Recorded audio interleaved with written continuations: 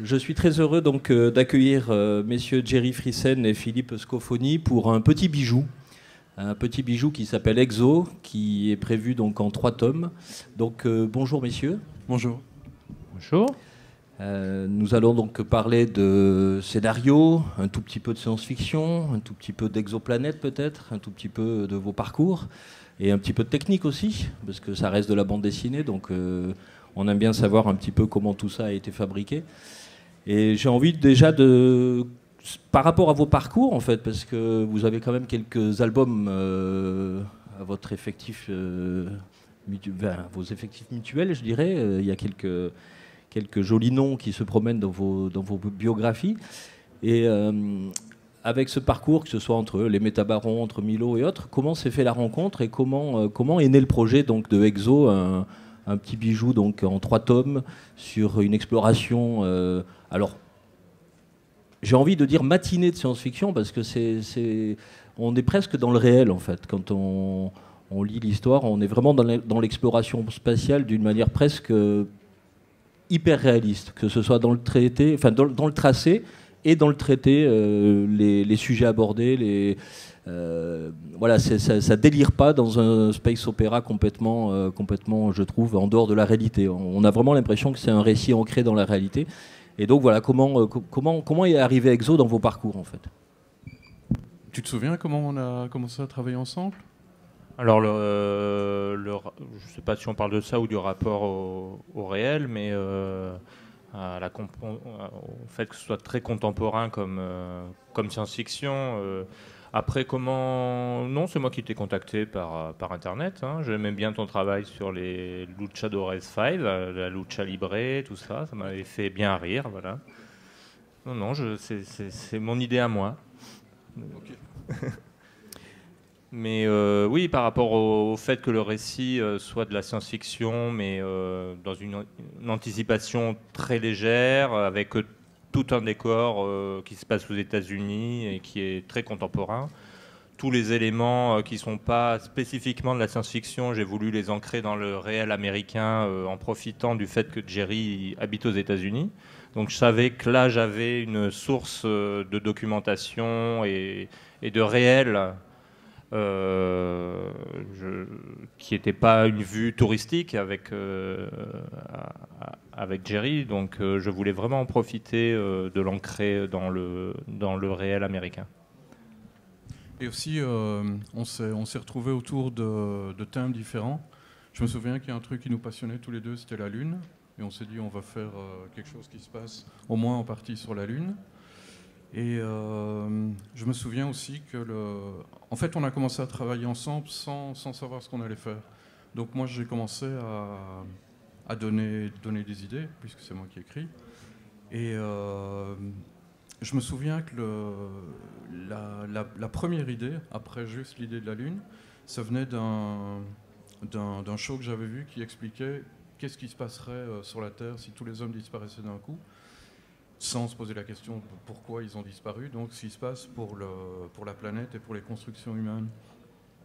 Et c'était assez drôle en fait, parce qu'au bout de 24 heures, il n'y a plus rien, tout est en feu un peu partout. Et puis en gros, tout disparaît au bout de, je crois, plus ou moins 100 millions d'années. Donc c'est long pour un homme, mais c'est minuscule à l'échelle cosmique. Donc on s'est dit, on peut imaginer que sur Terre, il y a eu une autre civilisation avant nous qui a habité la Terre d'une autre façon. Et ça, c'était le point de départ de notre travail ensemble. Parce que quand je parlais tout à l'heure de l'ancrage dans le réel, en fait, c'est vrai que la présence de la Lune donne presque je dirais un brin de nostalgie en fait. On a envie, on se dit ouais, on a envie d'y retourner en fait. On a envie de revoir ça et puis d'y passer un peu plus de temps, de voir un petit peu en se disant on espère que ça n'a pas été juste un coup de pub dans les années 60 et qu'on n'y retournera pas quoi en fait. Et là on se dit tiens on prend plaisir à découvrir un petit peu ce qui se passe effectivement sur cette petite voisine quoi je dirais. En fait c'est exactement ça. C'est pour ça qu'on voulait l'utiliser. C'est pour ça que les commandos qui sont sur la Lune passent par les restes de Apollo 17, je crois, ouais. Oui, oui, pour évoquer ce Oui, oui, passé-là. ils remettent en ouais. route Le rover lunaire, ils le réutilisent pour leur mission. Oui, oui, c'est vraiment la Lune le point de départ, avec sa dimension, sa proximité, et en même temps le fait qu'on n'y soit pas actuellement, donc ça permet l'imaginaire quand même. Un imaginaire très proche de nous, voilà, c'était un peu euh, l'idée Et, de départ. et alors souvent, donc, quand on a un scénariste, un dessinateur, on sait que c'est un album à quatre mains, mais là j'ai l'impression que c'est encore plus que ça, puisque c'est vraiment votre travail, il est très mêlé quand même en termes de même d'apport des idées, de partage de l'histoire, Oui, je crois que enfin, sur la scénarisation par exemple. oui, bah là on va en refaire l'expérience avec sans doute peut-être un autre projet en commun. Donc effectivement, ça commence par juste des discussions sur des thématiques. Et Jerry, à un moment, m'apporte une trame, quelque chose, avec des personnages, une histoire. Et puis c'est sur ce premier canevas qu'on peut discuter. Moi, je lui dis ce qui me plaît et puis ce que je sens pas. Et c'est comme ça, avec des allers-retours, qu'il peaufine l'histoire, quoi. Mais quand le scénariste est graphiste, il a pas envie d'aller un peu au-delà aussi, là, de s'en mêler un petit peu, de se dire Non, mais tiens, qu'est-ce que t'as foutu là je sais pas. je me mêle de tout en général. Hein. Mais en fait, Philippe, c'est la seule personne avec qui je travaille comme ça. Et j'aime bien parce qu'il est tellement méticuleux et exigeant que ça me pousse moi-même à aller dans des endroits que je n'irais pas forcément. Donc je le laisse être chiant. Sur le graphisme proprement dit, tu interviens très rarement. Je crois que la seule remarque qui m'est faite sur le dernier album, sur une page, c'est qu'ils avaient l'air trop rouges. Hein, en gros, j'ai testé, j'ai osé le rouge. Je me dis, il faut que je mette du rouge sur cette page. Et du coup, ça ne s'est pas passé. Mais aussi, comme Philippe disait, moi je vis aux États-Unis, donc je lui ai fourni des tas et des tas de documents, des photos que j'ai prises moi-même, des explications sur le fonctionnement des choses, etc. Il y a une partie qui se passe à la NASA. J'ai été visiter ces endroits de la NASA pour que Philippe ait de quoi se mettre sous la dent, quoi. Oui, oui, ça contribue. Enfin, je ne vais pas tourner en boucle sur l'histoire de l'ancrage dans le réel, mais vraiment, on sent cette présence je dirais, ouais, de la recherche scientifique méticuleuse, du réalisme dans tout, enfin, que ce soit le design et même l'histoire, en fait. Je dirais, il n'y a pas d'exubérance, quoi, en fait. Non, en fait, on a essayé de rendre le truc le plus, pas crédible, mais plausible. Que tout fonctionne, que tout pourrait fonctionner. Parce qu'il s'agit quand même d'une histoire de vie extraterrestre, et moi c'est ce que j'aime bien dans ces histoires-là, c'est l'éruption de ce qui nous est étranger dans le réel. Si on place le récit dans un monde déjà imaginaire, ça marche plus, le contraste ne fonctionne plus avec quelque chose qui viendrait d'ailleurs. Donc il faut vraiment ancrer le récit dans le réel. Et aux États-Unis, parce que c'est Jerry. Parce que je pense qu'avec un scénariste français, j'aurais demandé pourquoi le placer là-bas aux États-Unis, ce récit, encore un récit de plus qui se passe avec la NASA et l'armée américaine. Avec Jerry, ça se justifie. C'est légitime. Ouais. Parce que du coup, ça part quand même dans plusieurs directions en même temps. Hein, moi, je vous invite vraiment, vraiment, vraiment à ouvrir cette bande dessinée parce que vous allez être capté dès les premières pages. Et effectivement, on peut se dire c'est un récit, je dirais presque un space opéra, disons, encore xénobiologue, enfin d'exploration et puis donc de réaction à une invasion, entre guillemets. Mais effectivement, c'est un thriller, en fait. Enfin, c'est vraiment, pour moi, c'est vraiment captivant du point de vue cinématographique. Et ça, je trouve qu'on sent une culture cinématographique importante derrière en termes de découpage, en termes de choix du cadrage, choix de l'alternance des situations. Il y a quasiment les trois lieux, disons, qui avancent en même temps, enfin trois actions qui avancent en même temps. Et ça, donc, voilà comment ça se passe, comment ça s'est mis en place, parce qu'on peut avoir... je dirais une grande histoire entre guillemets sur les 3 tomes, une méta-histoire, mais après il faut la découper, quoi. C'était vachement compliqué en fait comme travail. Parce que justement il a fallu découper tous ces endroits différents, garder le rythme de l'histoire, c'était vraiment très très compliqué. Et alors pourquoi 3 tomes et pas finalement un bel intégral aussi? Alors là, ça fait Ça viendra. trois beaux albums. Ça viendra. Après, c'est des choix éditoriaux de ouais. faire des intégrales ou des albums. C'est l'histoire de l'édition actuelle française. Donc ça, c'est des choix en même temps. C'est une histoire qui se continue sur 3 tomes. Donc effectivement, en intégrale, ça fonctionnera très bien. Ou d'acheter les 3 albums quand tout est fini. Mais attendre un an entre chaque... Bon, j'ai été plus rapide là quand même. Hein. On a sorti les 2 premiers tomes la même année. Et le 3e tome sort en janvier, donc voilà. En janvier, tout sera publié. Mais pourquoi 3 tomes? Oui, c'est un découpage éditorial. Mais l'histoire ce ne sont pas des épisodes. L'histoire en 3 tomes a été aussi une gageure de la condenser à ce point-là, entre guillemets, ou est-ce que c'est parce que ça peut être appelé aussi à ce je dirais, pas à se diluer, mais en tous les cas à se continuer peut-être. Se continuer, je sais pas, mais je pense que donc il y a à peu près 150 pages. C'était juste le bon nombre de pages pour ce genre d'histoire. Après, on peut le faire en 200, en 300. Oui, faire du Léo après. Non, je lui avais demandé un diptyque, peut-être plutôt me rembarquer sur 3 tomes. Je me disais bon, peut-être un diptyque, ça serait bien. Et puis il a senti que c'était 3 qu'il fallait, donc. Pour développer tous les éléments qu'il voulait développer. Donc Aussi, on avait 3 personnages principaux. Donc j'aimais bien l'idée de 3 tomes basés sur ces personnages.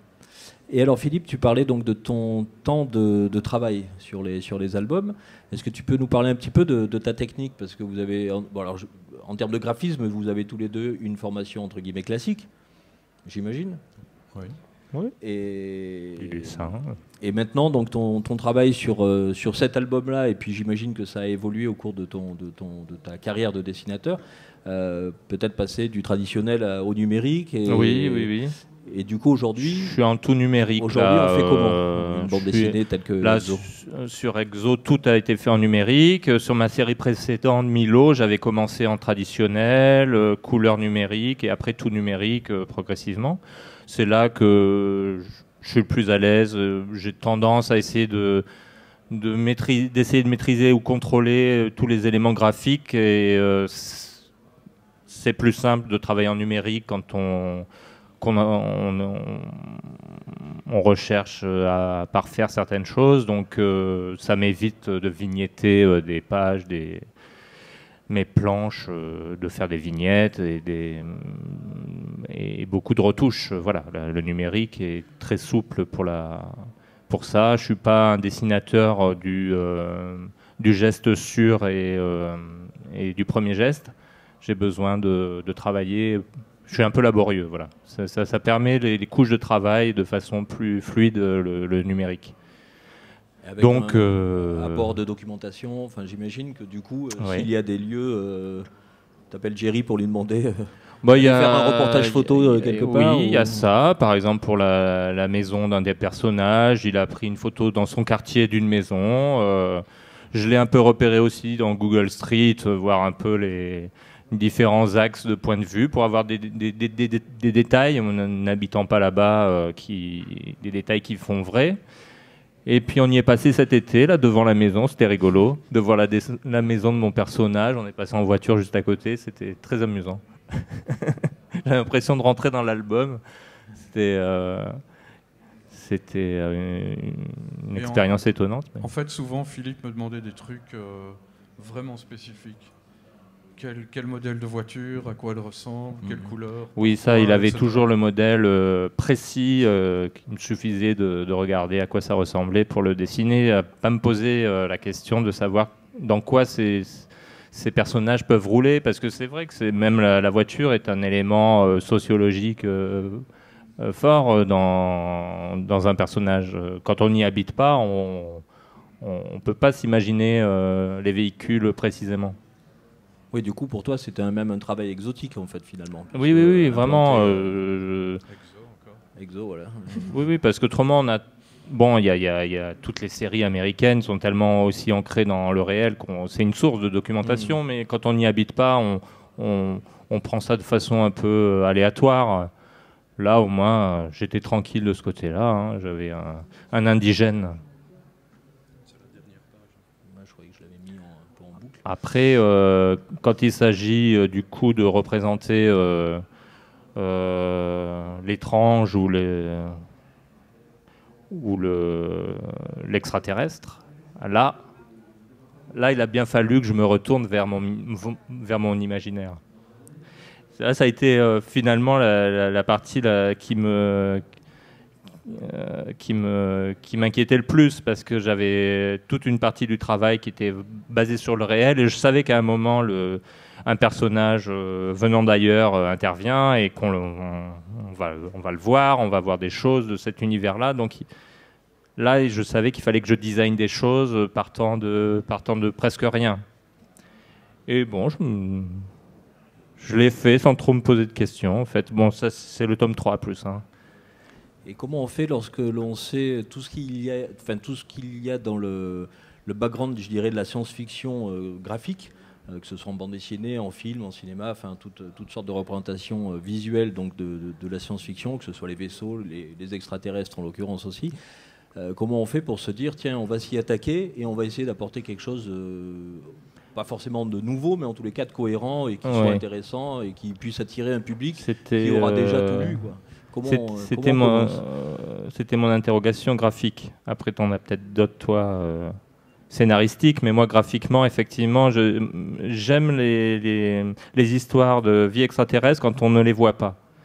En général, dès qu'on perçoit la créature, ça change d'univers pour moi. On tombe dans un film de monstre, ou j'aime Rencontre du troisième type pour ça, parce qu'on les aperçoit. Donc c'était vraiment ma référence visuelle. Je voulais qu'on les voit le moins possible, qu'on reste dans l'anticipation de ce qu'on va voir, mais qu'on va peut-être pas voir. Là, on voit des choses, donc il fallait bien les représenter à un moment. Je pouvais pas mettre des écrans de fumée dans mon dessin partout. Il a fallu que je m'attaque à la représentation. Mais d'une façon toujours jamais trop frontale, plus par le décor qui environne l'être que par l'être lui-même. Essayer de chercher des biais qu'on peut avoir en cinéma en faisant passer la créature à toute vitesse, mais en bande dessinée, c'est du dessin arrêté, c'est plus difficile de jouer sur ces effets-là. Donc il a fallu trouver des équivalences pour montrer sans montrer. Voilà. Et de ce côté-là, moi j'avais le beau rôle parce que dans le script, c'est facile de dire on aperçoit une créature tu vois, perdue dans l'ombre, etc. Oui, on la voit à peine, etc. Faire du Lovecraft un petit peu. Voilà, mais je me demandais vraiment comment Philippe allait s'en sortir dans ce genre de et là, ça a été compliqué, ça, ou le premier choix, le premier design a été le bon Non, pas le premier design, mais plus j'ai cherché, plus je suis tombé sur des choses assez simples. Je pense, enfin, je sais pas. À un moment, je me suis dit oui, c'est ça. Enfin, voilà. J'ai pas essayé de concevoir les choses dans leur ensemble sur ces designs-là. En fait, j'ai pris des choses qui me plaisaient dans divers environnements de forme, et je les ai juste juxtaposés parce que l'idée de vie extraterrestre, de leur technologie. On n'a pas d'explication claire, comme souvent dans ces récits-là, de comment ça fonctionne. Donc il faut que par simplement le visuel, ça soit crédible, ça renvoie à des choses qui nous paraissent crédibles, mais sans être trop démonstratif sur les machines, sur les formes qu'ils emploient. Donc c'est un jeu de design de forme, en fait, assez abstrait. Et page à page, j'ai avancé comme ça, et en essayant de trouver des cohérences de forme pour créer l'univers de cette créature et que ce soit cohérent. Mais c'est pas du tout le même travail de design quand il s'agit des technologies humaines. Là, je me basais sur ce qui se fait à la NASA, sur ce qui est l'existant, en extrapolant un peu les designs, mais il y a tellement de choses qui se font maintenant dans le réel humain que voilà, j'ai pris des sources même les réelles. énergies mises en scène, des choses comme ça, on sent qu'il y a une cohérence, il y a vraiment une recherche de cohérence totale, quoi, en fait. Les énergies... ce qu'ils découvrent sur la Lune, des choses comme ça. On a vraiment trop en parler. On a vraiment cherché tout le temps à être le plus réaliste possible. malgré que bien sûr il n'y a pas de créatures qui vivent sur la Lune. Ouais. Il n'y a pas de base secrète sur la Lune, mais on a essayé toujours que ce soit le Oui, c'est plus, là le que plus ça plausible délire possible. pas. Enfin, je trouve que ça reste au seuil du réalisme. C'est ça qui est intéressant parce qu'on est dans un récit de science-fiction complet. On sait qu'on n'est pas, voilà, on n'est pas ici, c'était on est vraiment ailleurs. notre volonté. Mais quoi. ça délire pas. On part pas sur quelque chose qui pourrait être incohérent.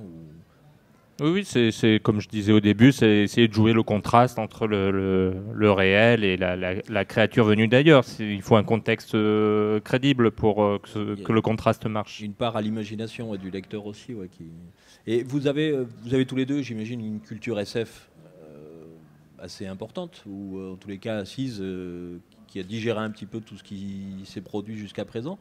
Et est-ce qu'il y aurait une œuvre, par exemple, qui vous donnerait envie d'une adaptation, par exemple, en bande dessinée? Parce qu'il y en a qui n'ont pas encore été adaptés. Et je me dis, avec ce graphisme, avec cette cohérence, il y a quand même des petites choses qui pourraient être intéressantes.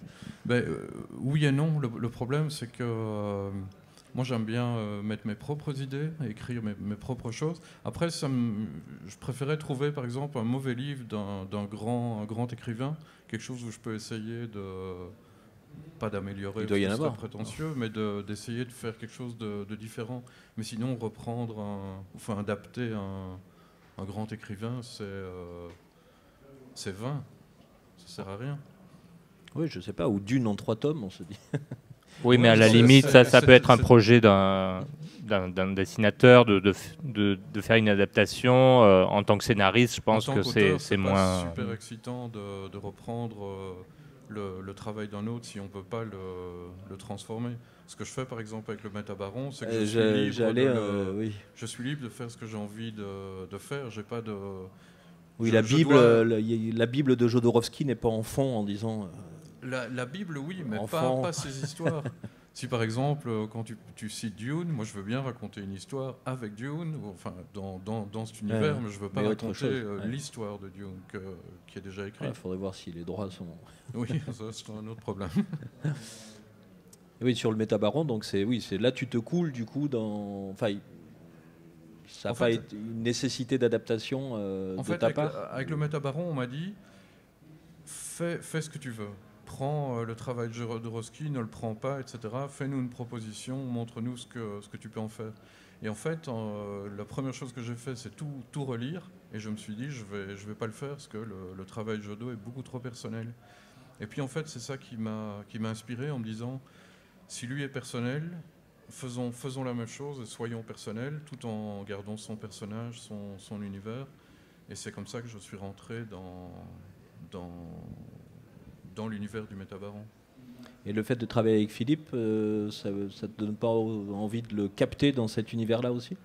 Non, parce que je pense que j'aime bien séparer les choses. Est-ce que lui, son travail, c'est pas du tout adapté à quelque chose qui est quasi de la fantasy côté Jodorowsky. Ici, on est beaucoup plus art science entre guillemets. Il y a une part mystique. Les visions. Oui, mais ça, c'est parce que tu n'as pas encore lu le 3e tome. Ce sera expliqué. Mais peut-être que la drogue qui a provoqué pas ça. Pas du tout. La drogue l'a aidé, mais il y a l'explication, elle est aussi rationnelle que le reste. D'accord. Oui, je ne sais pas s'il m'avait proposé qu'est-ce que j'aurais envisagé comme réponse. Si on m'avait proposé de faire un Métabaron, franchement, je ne sais pas. Je n'ai pas un graphisme pour l'instant dans ce que j'ai fait en bande dessinée très baroque, donc je ne sais pas.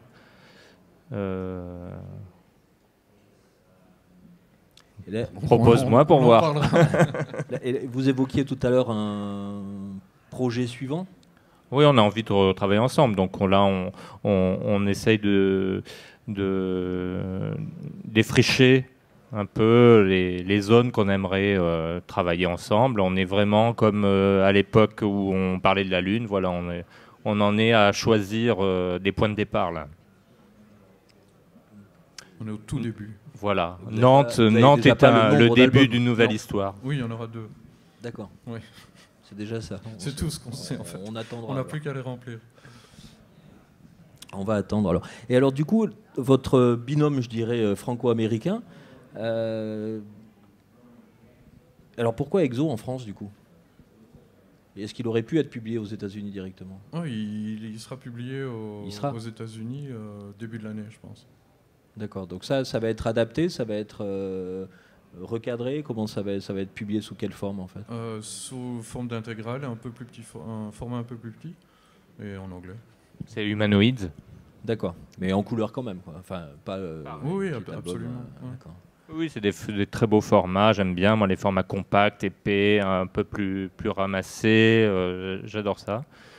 Bon, on l'aura aussi en intégrale chez les humanoïdes associés dans quelques temps, mais c'est l'intégrale, quoi. Et donc la différence, par exemple, de vie entre je dirais un acteur de la bande dessinée en France et un acteur de la bande dessinée aux États-Unis, par exemple, puisque tu peux nous en parler peut-être, l'ayant vécu un peu de l'intérieur, entre tes matchs de catch et tes courses de dragster. Bah écoute, j'ai commencé à faire de la BD quand j'étais m'installer aux États-Unis. Donc j'ai pas vraiment de référence sur le fonctionnement en France ou en Belgique, vu que je suis belge à la base. Mais moi je me sens très bien où je suis. On a Trump récemment, donc ça m'ennuie un peu plus. Mais à part ça, je suis très bien là-bas. Et tu suis un petit peu ce qui se passe ici concernant, entre guillemets, des combats des syndicats, enfin des BDistes, des choses comme ça, qui peuvent être un petit peu mécontents de ce qui se passe en France par rapport à... Philippe m'a expliqué ce qui se passait, oui. Mais le système américain fait que de toute façon, on n'est pas obligé d'avoir une retraite, pas obligé d'avoir une retraite complémentaire. Donc on n'est en tout cas pas ni victime, ni on n'en tire pas d'avantage non plus. C'est beaucoup plus libertarien comme type de société. Oui, du coup, ça pourrait donner un éclairage par rapport justement aux états généraux de la BD ici. Même si on sort de ce système-là, c'est viable quand même. Ça peut être viable. Oui, sans doute, mais moi j'ai deux métiers. Je fais aussi du graphic design. Du dragster. Et j'aime bien faire deux choses différentes parce que je ne crois pas que je pourrais arriver à écrire non-stop. Et j'aime bien passer d'un truc à l'autre. Mais du coup, j'ai deux revenus aussi. Mais bon, je suis plus âgé, j'ai deux enfants, il faut que... Oui, c'est le lot de beaucoup. Ouais, enfin, voilà. pas les deux enfants. Hein, Enfin, moi-même, je fais du storyboard aussi en complément de la bande dessinée. Je suis aussi sur deux activités. D'accord. Pour le cinéma, pour l'instant, surtout pour la série. publicité. Et bientôt, là, je vais essayer le cinéma aussi.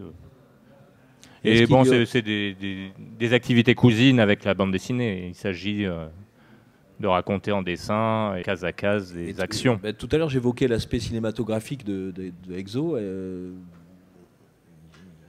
Ce serait joli de voir ça sur grand écran. Oui, je pense que les droits sont tout à fait sont achetables. Hein. Les humanoïdes associés ont une politique d'essayer de faire des films avec leur bande dessinée. Donc aussitôt que celle-là sera sortie aux États-Unis, oui, ils vont pitcher essayer de travailler au studio, ça c'est clair. Parce que là, il y a le Universal War de Bajram aussi qui est dans les tuyaux.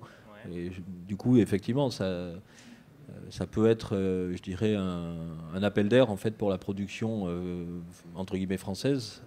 Pour ce oui, ils ont attendu de voir comment avait marché Valérian et là ils disent non. Ah non, finalement. Pas bonne pioche. Finalement, on fait pas Exo. Non. Oui, justement, là, c'est pour ce qui était de l'aspect baroque, là, c'est différent. Ouais. Clairement. Est-ce qu'il y a des questions dans la salle? Enfin, si vous voulez, n'hésitez pas. En tous les cas, je vous invite à, de toute façon, découvrir les albums. Alors, il y a une question, je ne sais pas s'il y a quelqu'un qui se promène avec un micro, on m'a dit que oui, mais... Bon, je crois que si on peut faire appel à vos cordes vocales...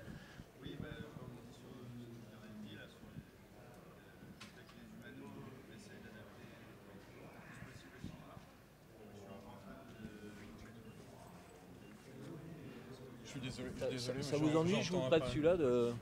Allô, allô, allô. En fait, on avait un projet qui était bien avancé, puis il y a eu la crise en 2008 et il est passé à la trappe avec plein d'autres projets malheureusement. Et il n'y a rien eu pour le faire revivre ces dernières années. Mais il est toujours là, il y a un script attaché, il y a des choses, j'espère que ça reprendra un jour, mais pour le moment c'est... En film live, c'était ? Ouais. Pour le moment, il n'y a rien dessus.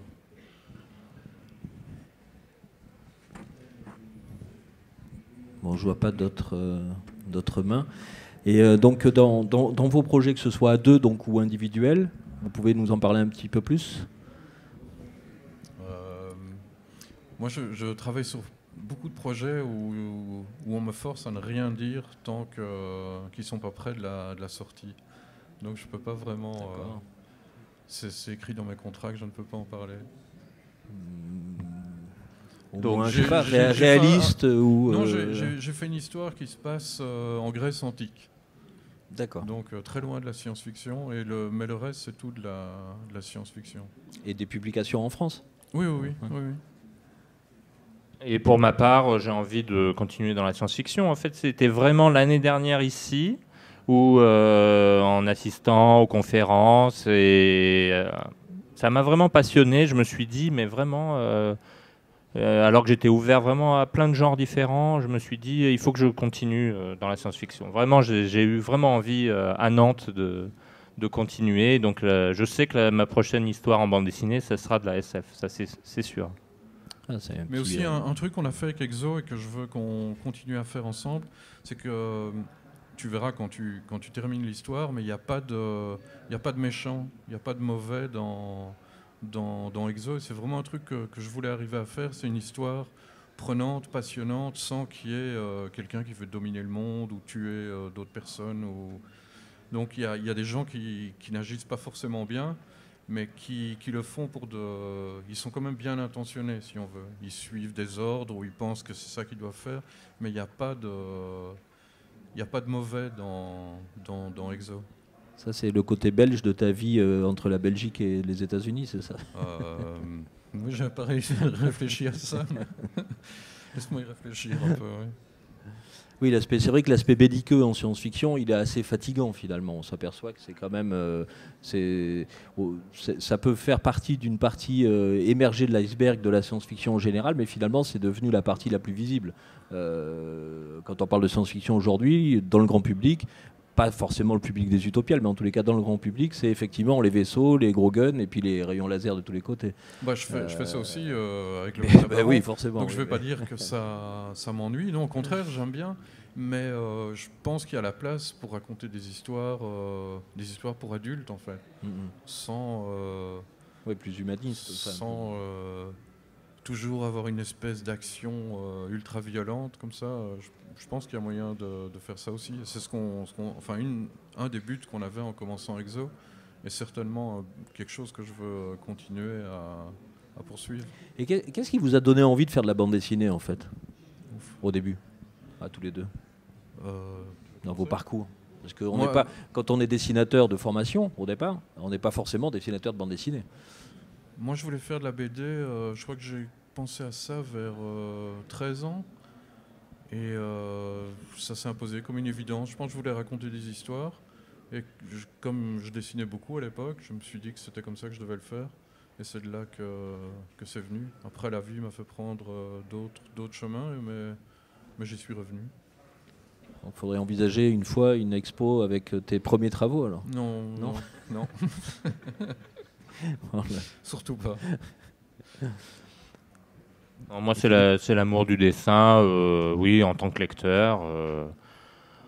Après, oui, ça a été... je m'y suis mis tard, parce que là, j'ai fait ma première série il y a 10 ans, donc j'avais déjà une dizaine d'années de travail en storyboard, tout en voulant faire de la bande dessinée. Il a fallu le temps de trouver des scénarios. J'ai pas réussi à... Je suis pas scénariste, j'ai pas réussi à en faire. Donc vraiment, c'était le temps qu'il m'a fallu, une dizaine d'années pour trouver un scénariste. Je savais pas où on les trouvait. Je savais pas du tout par quel bout prendre le problème. J'allais pas voir les éditeurs, donc j'avais même croisé dans des cafés. Ils me proposaient des scénarios. Ça débouchait jamais sur rien. Enfin voilà. Et bon, il a fallu que je sois sur Internet, que c'est là que j'ai trouvé mon premier scénariste pour ma première série, en fait. C'est Internet qui m'a désenclavé un peu de ma. Et quand tu as contacté, donc tu disais tout bulle. à l'heure que tu avais contacté Jerry, c'est bien ça? Oui, sur Internet, à Los Angeles, pas de problème. Et donc tu lui as envoyé tes travaux pour un petit peu voir comment ça pouvait... Au début, non, il faut être stratégique. Je postais des petits commentaires sur son blog, petit à petit, en espérant qu'il voit qui commente ses commentaires, qu'il aille voir mon travail. Il ne faut donc pas ça, être trop frontal. Pour la séduction par Internet, il faut y aller sur plusieurs mois. Non, j'avais aimé son travail, donc j'ai essayé de l'approcher délicatement. Après, j'ai vu qu'il postait des trucs sur la Lune. Je me dis, c'est pas possible. Lui aussi, il aime la Lune. Alors là, l'histoire d'amour a commencé. Et du coup, 3 albums, c'est une histoire d'amour du coup qui a commencé quand? Il y a un bout de temps. Hein. Il y a au moins 5 ans qu'on a... D'accord, au moins ouais. 5 ans, ouais. Et vous êtes rentré entre guillemets dans le dur, alors pas dans l'histoire d'amour, mais à quelle période en fait il a fallu échanger avant d'avoir une histoire complète? Il a fallu un an, en se disant, un an de réécriture à peu près. Oui, mais pendant ce temps-là, Philippe avançait sur les... Je pouvais faire des recherches. Pendant un an, j'ai pu comme ça faire des recherches de décors avec mes autres activités. J'ai eu le temps de développer l'univers parce qu'il y a vraiment...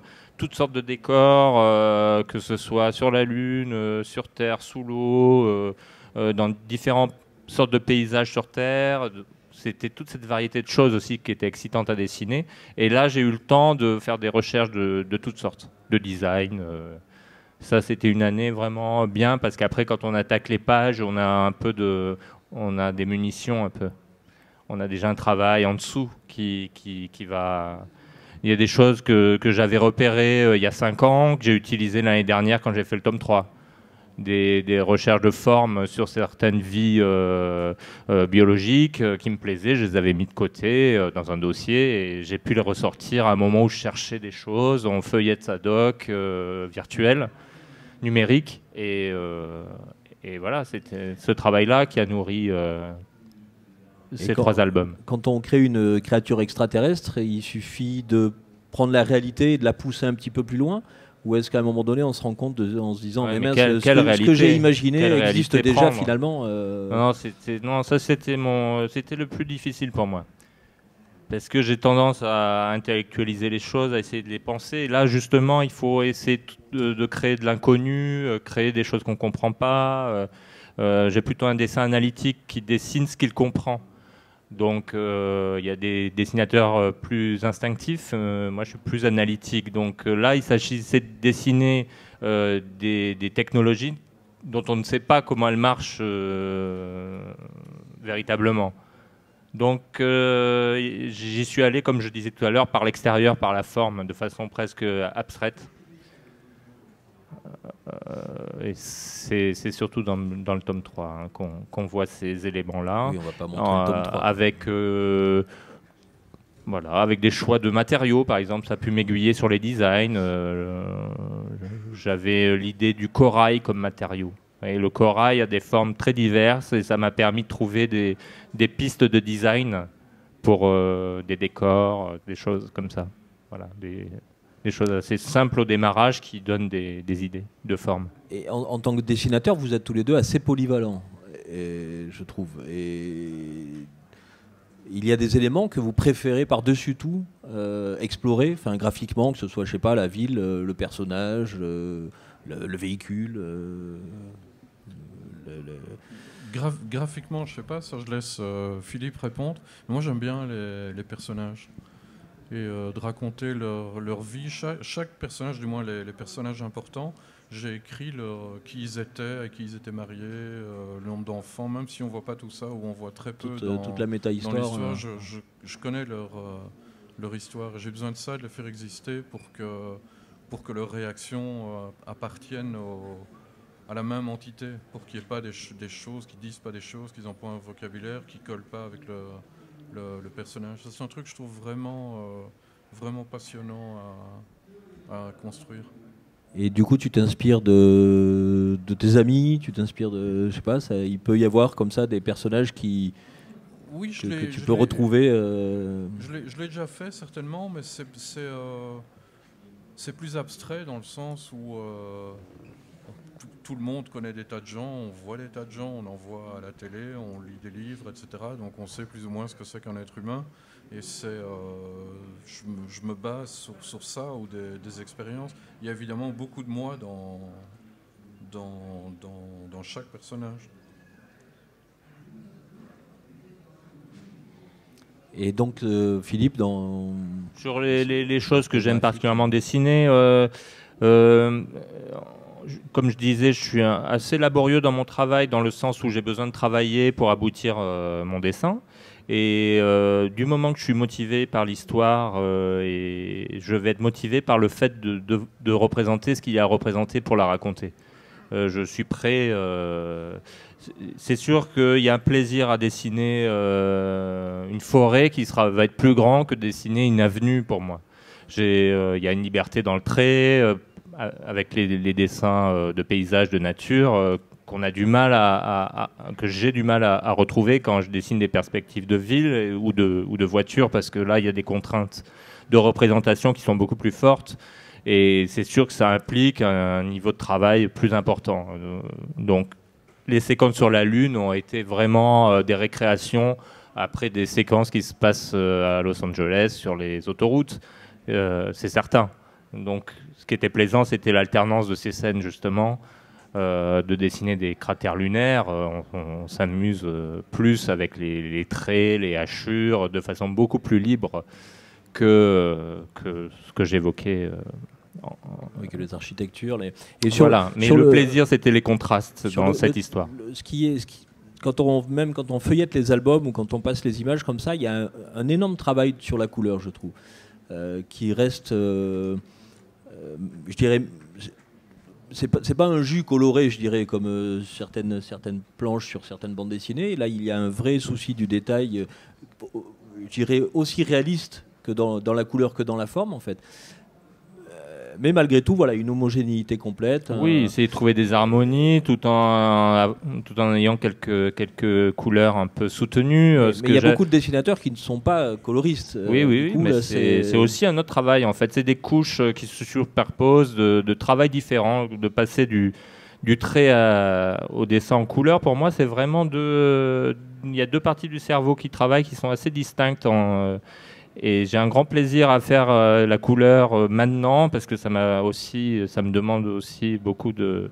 J'ai fait quelques progrès, je pense, depuis ma première série. J'ai essayé dans cette série d'être moins monochromatique. J'avais tendance pour harmoniser à faire des sortes de camailleux qui faisaient qu'on avait une harmonie de toute façon plus facile à obtenir. Là, j'ai essayé d'avoir des contrastes chromatiques plus saturés déjà. J'avais envie de ça pour Exo, et l'idée c'était, c'est que quand je passe à la couleur, c'est d'autres parties qui travaillent en soi, c'est c'est vraiment une découverte aussi, le plaisir dans la couleur. De la couleur. En général, je la fais à la fin, donc pendant 1 mois et demi, je fais que de la couleur. Toute la journée, et c'est super bien. J'allais te demander, à la fin de quoi? Tu fais tout l'album en premier en noir et blanc avant d'attaquer la couleur? Ouais, donc je pense que contraste, que représentation, dessin, tout ça. Et après, je pense que couleur. Et là, c'est une vraie récréation, parce que plus on en fait, plus on progresse. Vraiment, dans les dernières pages, les choses viennent très naturellement. Quand on fait beaucoup de couleurs, ça vient beaucoup plus facilement. Et dans votre couple longue distance, du coup, tu faisais des envois 15 par 15 ou rendez-vous page pour par moi page, à 5 heures du soir, et lui, ça doit être 7 heures du matin. C'est nos 8 heures du matin, voilà. C'est notre rendez-vous. Et c'était un suivi... Pas quotidien, j'imagine. Non, mais moi j'aime bien avoir un petit compliment à chaque page, alors je lui envoie pour avoir mon petit compliment du soir. D'accord. J'ai une liste d'adjectifs. Ah oui, de compliments. Ouais. Les mails, ils sont déjà prêts la veille, c'est ça? Oui, alors ça va de très bien à sublime Mais bon, sa femme lui dit qu'il le dit trop sublime. Alors finalement, on ne sait pas si c'est un compliment ou un automatisme. À un moment, on se dit peut-être que ça veut dire juste que c'est pas mal. C'est sympa. Non, voilà, il est tout à fait motivant. Et alors, Jerry, quand tu attends les planches, quelle est la bonne surprise? La première planche, par exemple, comment, j'imagine comment de voir ta vision adaptée en dessin et le taux de satisfaction, alors entre très bien et sublime, on prend de la confiance en se disant ouais, le projet va finalement avoir En fait, c'est très étrange parce que chaque fois que je reçois une page, enfin pas quand on travaille ensemble depuis un certain temps, parce que je sais plus ou moins à quoi m'attendre, mais au début d'un projet, c'est toujours bizarre parce que c'est jamais ce qu'on avait en tête. Et c'est là qu'on se rend compte à chaque fois qu'écrire, c'est abstrait. Et on a beau faire des descriptions, de dire là, il monte sur le véhicule, il avance, etc. On se crée une image en soi qu'en fait on n'écrit pas forcément dans le scénario. Et du coup, ce qu'on reçoit au début est toujours super bizarre. Parce qu'en fait, entre moi et le lecteur, il y a Philippe qui adapte mes idées abstraites. La seule chose qui passe directement de moi au lecteur, c'est le dialogue. Et donc c'est pas décevant, c'est toujours excitant, c'est intéressant, mais c'est un sentiment étrange, que c'est pas vraiment ce à quoi... Oui, tu es obligé de sais, lâcher, exemple, de lâcher prise sur ce que je me suis déjà dit, tiens, c'est pas vraiment ça que j'avais en tête, et je relis le scénario, et en fait, ce que Philippe ou quelqu'un d'autre a dessiné, c'est exactement ce qu'il y avait dans le scénario, mais je me crée moi-même des images mentales comme quand on lit un bouquin. Et puis il n'aimait pas dans le scénario, c'est ça qui aussi serait peut-être difficile à accepter d'un scénariste pour moi, c'est qu'il y ait des descriptions trop visuelles. J'ai toujours travaillé avec des gens qui mettent pas le visuel dans leur scénario. Vraiment, on se sent libre de. Jerry ne te fait même pas des têtes à Toto pour t'indiquer. Non, je sais pas. Je pense que j'aimerais pas trop. Et je pense que je savais même pas si tu avais des visuels de ce que tu écris, parce que des fois, je pense qu'on écrit sans. Tu visionnes toujours? Oui, bien sûr, bien sûr. Moi, je serais très déçu si je voyais des choses, notre vision, ça serait horrible. Il y a des moments où j'ai travaillé avec des images. Pour toutes ces scènes-là sur la Lune, j'avais des images de la Lune ou des images de science-fiction que j'aime bien, avec des ruines, des trucs comme ça. Mais je les décris pas forcément. Je dis, il se retourne et c'est pas plus que ça. Oui, donc il faut que à un moment là, sa vision. Dans une des cases, tu me dis, et il s'arrête, il fait du stop. C'est vachement compliqué à faire cette case. Il faut qu'on comprenne qu'il est descendu, il fait du stop pour qu'il le prenne au passage. Là, je me disais, mais je sais pas si on le comprend d'ailleurs, qu'il fait du stop. C'est un gag. Vous allez être avec nous pendant toute la durée du festival? Oui, non. Non, juste 2 jours. Vous partez dans un quart d'heure, c'est ça? Non, je pars demain. Voilà, 2 jours. 2 jours. En tous les cas, je vous remercie de ce petit moment passé entre nous et en votre compagnie. Merci à toi. Je vous invite absolument à découvrir ce petit bijou. Le tome 3 sort au mois de janvier, donc vous avez à peine le temps de lire le second, qu'il faudra très peu de temps à attendre pour avoir le tome 3. Et c'est vraiment un petit bijou en 3 morceaux. Et ces messieurs, ce joli couple sympathique, est en dédicace immédiatement à 14h. Donc n'hésitez pas à aller les embêter. Vous n'en serez, je pense, que heureux. Merci à vous. Merci beaucoup. Et puis on va laisser la place aux suivants pour Merci. qu'ils aient le temps de s'installer. Merci.